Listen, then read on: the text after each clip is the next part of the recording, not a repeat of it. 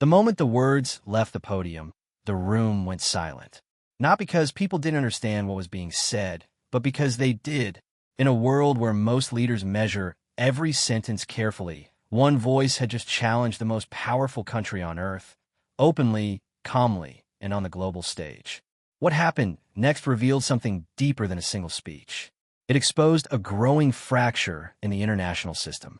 Speaking before an international audience in Australia, Canadian Prime Minister Mark Carney delivered a message that few leaders are willing to say publicly.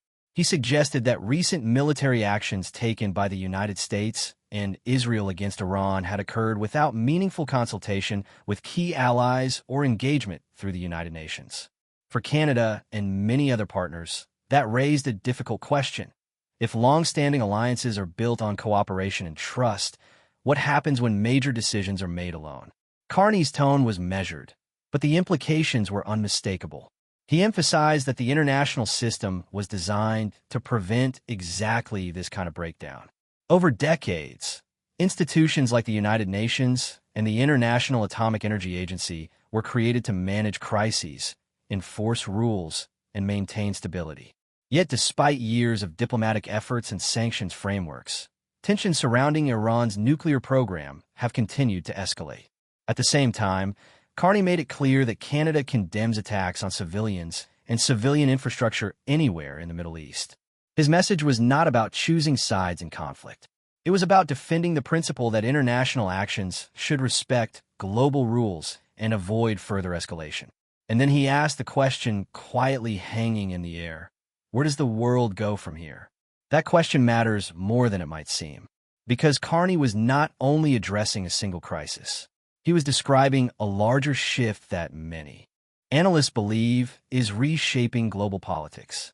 For decades, the international system operated under a shared assumption that cooperation between nations would gradually strengthen stability. Trade agreements expanded. Global supply chains connected economies. International institutions helped manage disputes. But Carney argued that this system is now under immense pressure. According to his remarks, the world is experiencing what he called a rupture in the global order. The norms that once guided trade, diplomacy, and security are being tested in ways not seen in recent decades. Institutions designed to stabilize relations are often struggling to keep pace with rapidly evolving geopolitical tensions. And something else is emerging in their place. Major powers are increasingly using economic tools not just for growth, but for influence. Tariffs are becoming instruments of pressure. Supply chains are turning into strategic leverage. Financial networks and market access are sometimes used to push political outcomes. In other words, globalization, once celebrated as a pathway to cooperation, is also becoming a field of competition. Carney warned that when economic integration becomes a source of dependency rather than mutual benefit, countries are forced to rethink how they protect their interests.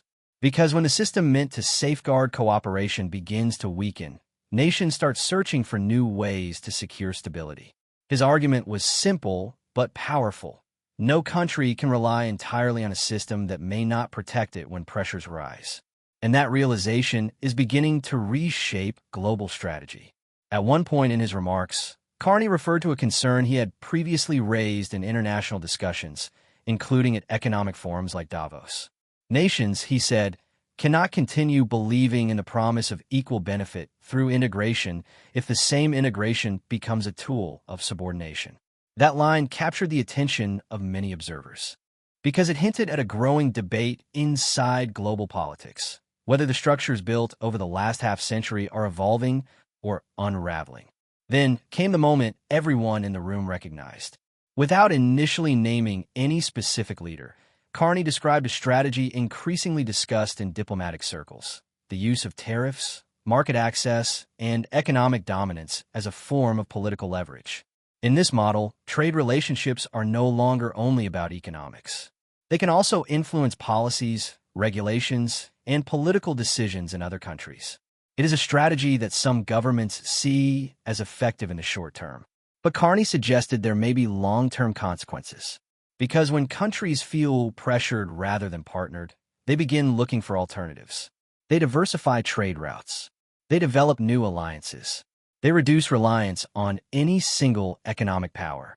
History shows that global influence is strongest not only when it inspires respect, but when it builds trust. And that raises a deeper question about the future of leadership in international affairs.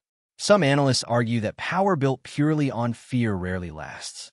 Nations may comply temporarily, but over time, they begin searching for independence. On the other hand, alliances built on shared rules and cooperation tend to create stronger, more durable partnerships. This is where Carney's message carried a broader significance. He was not simply criticizing a moment in policy. He was outlining a vision for how countries like Canada see their role in an uncertain world, supporting cooperation, defending international norms, and encouraging dialogue even when disagreements are difficult. In a time of rising tensions and competing interests, that position places Canada in a unique space within global diplomacy. Not as the loudest voice, but as one advocating for a system where rules still matter. And as the speech concluded, the final thought lingered in the room.